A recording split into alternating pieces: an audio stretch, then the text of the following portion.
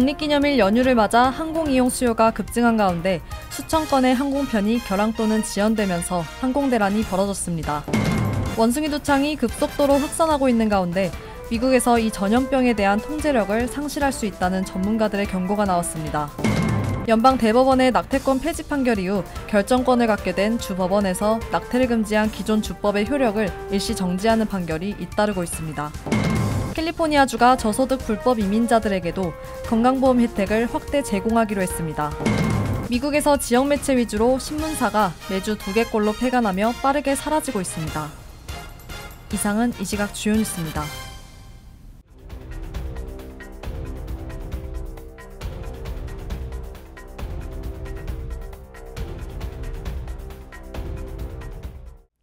시청자 여러분 안녕하십니까? KBN 뉴스입니다. 독립기념일 연휴를 맞아 항공 이용 수요가 급증한 가운데 수천 건의 항공편이 결항 또는 지연되면서 항공대란이 벌어졌습니다. 보도에 박준환 기자입니다. 교토안전국은 지난 1일 기준 249만 명이 미 전역 공항 보안검사대를 통과했다고 밝혔습니다. 2020년 6월 11일 이후 가장 많은 수치라며 팬데믹 전 규모로 돌아왔다고 전했습니다. 또 전날엔 240만 명이 공항검사대 심사를 받았는데 이것은 2019년 7월 4일 금요일보다 17% 증가한 것입니다. 전미 자동차협회는 약 4,200만 명의 미국인이 80km 이상의 장거리 도로 여행을 할 것으로 예측했습니다. 또 350만 명이 비행기를 탈 것으로 예상했습니다. 그러나 항공편 수백 편이 결항되고 수천 편이 연착되면서 대혼란이 빚어지고 있습니다. 항공편 데이터를 추적하는 플라이트 어웨어에 따르면 이날 결항된 항공편은 600건 이상으로 증가했고 4,300건의 지연이 발생했습니다. 항공사들은 연착에 대해 항공당국의 관제 시스템 지연을 비난하고 있는 반면 연방항공청은 항공사들이 물리적으로 불가능한 일정을 운영하고 있다고 반박했습니다. 또 조종사들은 업무 부담이 안전 문제로 이어질 수 있다고 주장했고 승객들은 2019년 대비 300%에 달하는 불만을 쏟아냈습니다. CBS는 아마겟돈에 빗대 미국 업계 일각이 에어마겟돈에 대비하고 있다고 보도했습니다. 호텔 서비스는 물론 항공, 공항, 보안 및 세관 검문소에 이르기까지 혹시 모를 멜트다운 대혼란에 대비하고 있다는 것입니다. 여기에 급등한 항공료와 숙박비 등은 여행객들의 부담을 가중하고 있습니다. 항공료는 평균 14% 더 비싸고 일부 노선은 4배까지 올랐습니다. 호텔 요금도 지난해 이후 무려 23%나 올랐습니다. KBN 뉴스 박준환입니다. 원숭이 두창이 급속도로 확산하고 있는 가운데 미국에서 이 전염병에 대한 통제력을 상실할 수 있다는 전문가들의 경고가 나왔습니다. 정치 매체 더일에 따르면 전염병 및 공중보건 전문가들은 바이든 행정부가 원숭이 두창 발생에 너무 느리게 대응하고 있다며 현재의 상황이 코로나19 팬데믹 초기와 비슷하다고 지적했습니다. 전문가들은 제한된 검사와 백신 공급으로 전염병이 급속히 퍼질 가능성이 있다고 말했습니다. 전국 성병예방협력센터 데이비드 하비 이사는 미국은 검사 간소화와 백신 제공, 치료제 접근 등에서 뒤처져 있다며 세 가지 영역 모두 느리고 관료적이며 이는 발병을 억제하지 못한다는 것을 의미한다고 지적했습니다. 존 앤드루스 조지 워싱턴대 밀켄 공중보건연구소 부교수는 원숭이 두창이 코로나19만큼 전염성이 강하고 치명적이지 않은 것이 다행이라고 말했습니다. 앤드루스 교수는 우리는 대여섯 번의 코로나19 파고를 겪었고 매번 허를 찔렸다며 비슷한 상황이 재현되지 않으려면 우리는 같은 페이지를 읽어야 한다고 밝혔습니다. 연방정부는 원숭이 두창 통제에 대해 자신감을 드러냈습니다. 아시시자 백악관 코로나19 대응조정관은 우리는 원숭이 두창이 어떻게 퍼지는지 알고 있다며 감염된 사람들을 식별하는 데 도움이 되는 검사 장비들과 백신을 갖추고 있다고 말했습니다. 질병통제예방센터에 따르면 현재까지 미국 30개 주와 푸에르토리코, 워싱턴 DC 등에서 460건의 원숭이 두창 감염 사례가 확인됐습니다. 그러나 전문가들은 광범위한 검사 부족으로 이 숫자는 실제보다 적을 수 있다고 지적했습니다. 전염병 전문가 셀린 가운더는 우리는 검사가 가능했고 이미 백신을 확보하고 있었지만 CDC와 식품의약국의 관료주의 탓에 그렇게 하지 못했다고 밝혔습니다. 세계보건기구가 코로나19 대유행 양상이 계속 변화하고 있으며 110개국에서 확진자 수가 증가하고 있다고 경고했습니다. WHO 테워드로스 사무총장은 기자회견에서 팬데믹은 변화하고 있지만 끝나지 않았다며 보고가 감소함에 따라 코로나19를 추적할 수 있는 우리의 능력이 위협받고 있다고 우려했습니다. 테워드로스 사무총장은 이는 오미크론을 추적하고 미래의 새로운 변이를 분석하는 일이 점점 어려워지고 있음을 뜻한다고 지적했습니다. 그는 BA.4와 BA.5가 세계 110여 개국에서 확산세를 주도하고 있으며 전 세계 확진자 사망자 수가 상대적으로 안정적으로 유지되고 있음에도 6개 WHO 지역 중 3개 지역에서 사망자가 증가하고 있다고 설명했습니다. WHO 집계에 따르면 지난 한 주간 코로나19 환자 수는 410만여 명이 보고됐으며 이는 전주 대비 18% 증가한 수치입니다. 주간 사망자 수는 전주와 비슷한 수준인 8,500명으로 조사됐습니다. 사망자가 증가한 지역은 중동과 동남아시아 그리고 미주 지역입니다.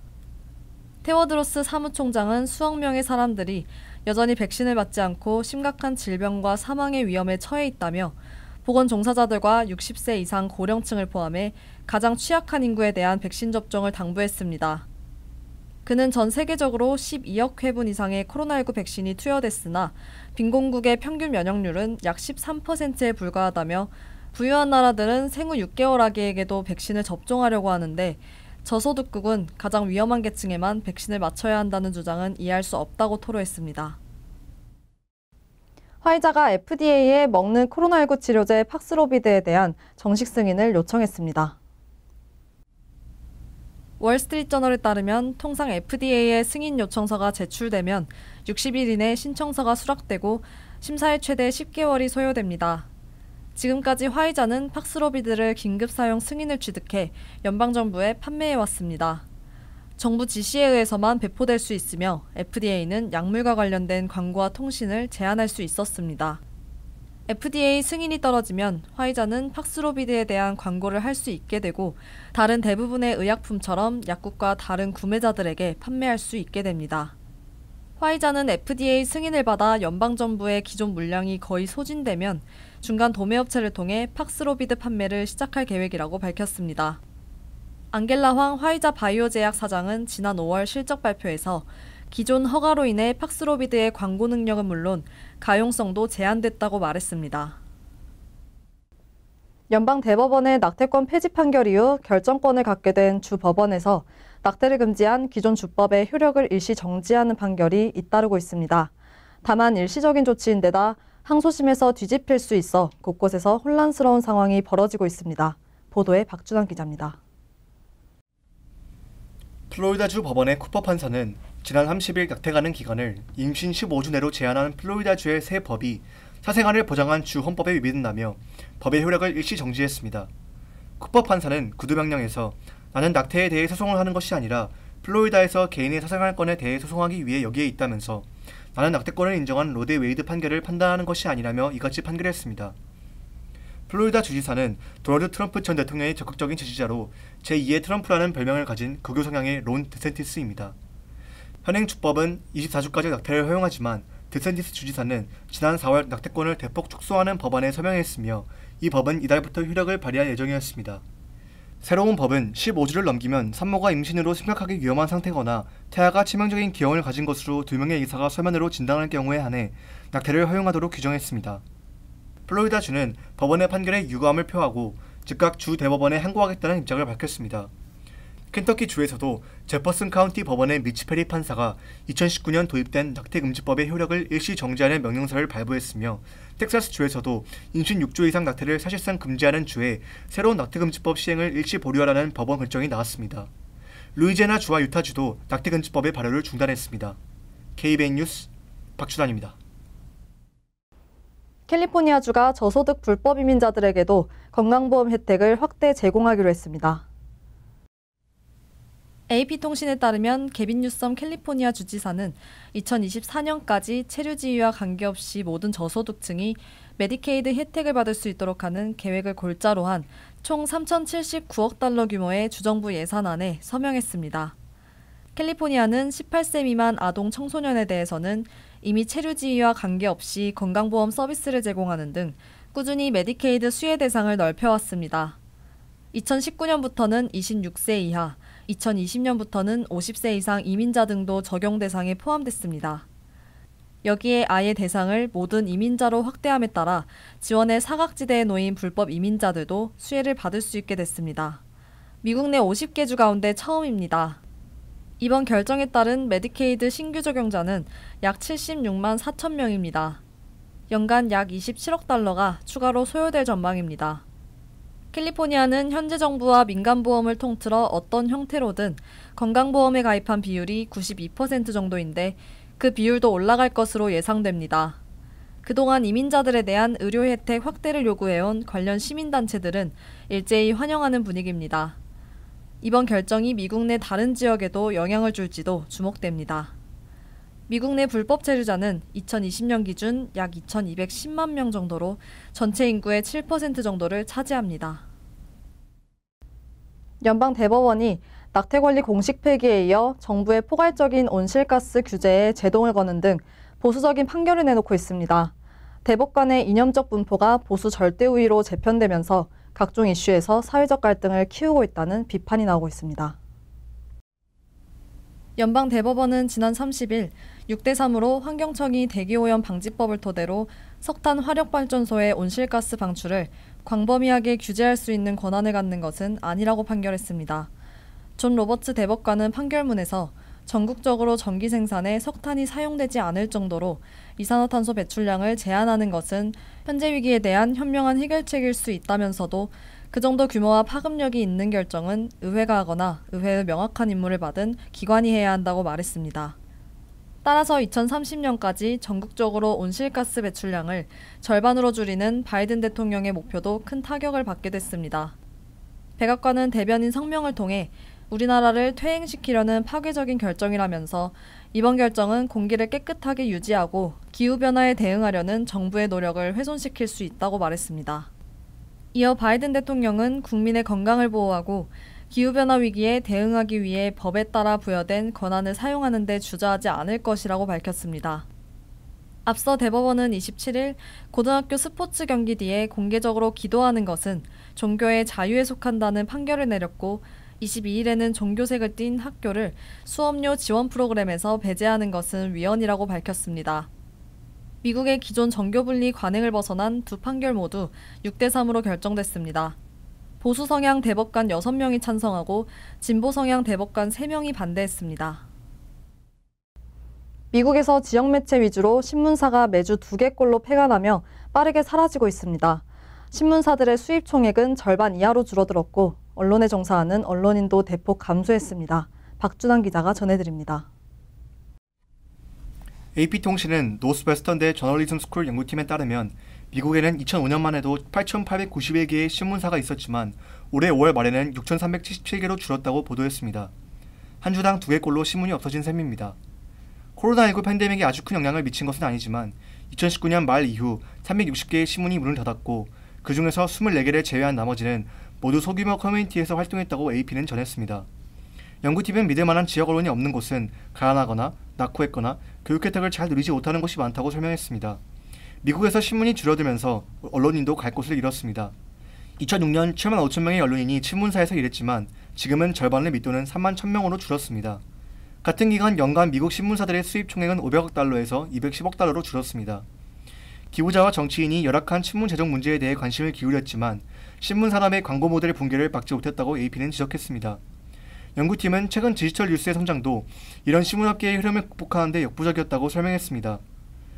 디지털 전용 뉴스 사이트는 소수 사안에만 집중하고 기부금이 몰리는 대도시 주변에 몰려있어 뉴스 사각지대가 커지고 있습니다. 7천만 명가량의 미국인은 지역 언론이 하나도 없거나 겨우 하나 있는 곳에 사는 것으로 파악됩니다. 종이 인쇄돼 주 7일 배포되는 전통적인 이메일 신문도 줄어들고 있습니다. 미국 내 100개 유력 신문 중 40개는 적어도 일주일에 한 번은 디지털 전용 신문을 만들고 있습니다. 연구팀은 최근 인플레이션은 종이신문의 디지털 전환을 더욱 부추길 것이라고 말했습니다. KBN 뉴스 박준환입니다. 간추린 소식입니다. 뉴욕주 정부가 기아 절차와 신규 시민권 취득자를 지원하기 위해 870만 달러의 보조금을 지원합니다. 캐시 호컬 뉴욕주 지사는 신규 보조금과 2022-2023 회계연도에 할당된 예산을 합해 예산 규모가 2천만 달러로 늘어나게 됐다고 설명했습니다. 새롭게 배정된 자금은 뉴욕주 새 미국인 사무실을 통해 시민단체에 배포됩니다. 주 전역에 이 같은 서비스를 제공할 35개의 신규 기회센터가 만들어집니다. 한인 시민단체로는 민권센터가 뉴욕시 단체로 지정돼 보조금을 수령하게 됐습니다. 주요 항공업계 단체인 에어라인스 포 아메리카는 항공권 예약 시 성별란에 남성 또는 여성 대신 X젠더로 표기할 수 있도록 컴퓨터 시스템을 업그레이드하기로 회사원들이 합의했다고 밝혔습니다. 따라서 연말까지 승객이 항공권 구매 시 제3의 성을 표시할 수 있게 됩니다. 국무부는 작년 6월 미국 시민이 여권과 해외 출생 영사보고서 신청 시 의학적 서류를 제출하지 않고도 성별을 선택할 수 있도록 했으며 작년 10월엔 X젠더로 찍힌 여권이 발급되기도 했습니다.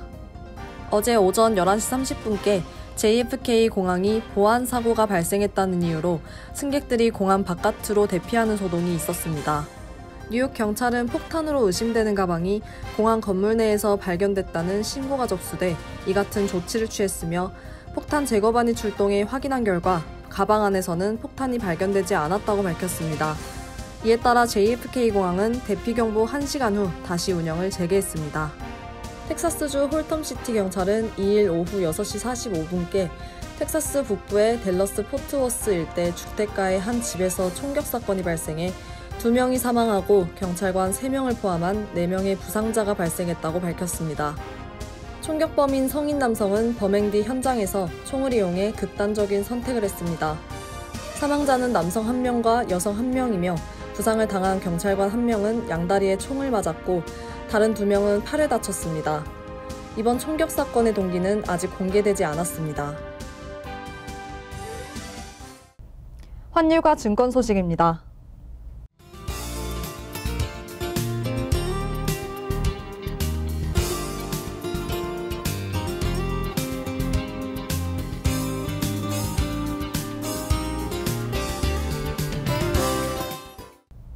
이어서 날씨입니다. 화요일은 대체로 화창하지만 때때로 소나기 내릴 가능성이 있습니다. 낮 최고 기온은 87도, 섭씨 31도, 밤 최저 기온은 75도, 섭씨 24도로 예상됩니다. 수요일도 소나기 내릴 가능성이 있습니다. 목요일도 화창하지만 저녁에는 소나기 내릴 가능성이 있습니다. 이상으로 KBN 뉴스를 마칩니다. KBN과 함께 즐거운 저녁 되시기 바랍니다.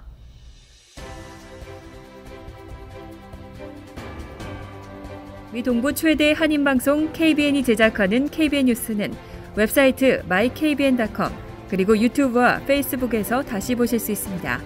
좋아요, 구독, 알림 설정은 뉴스 제작에 큰 도움이 됩니다.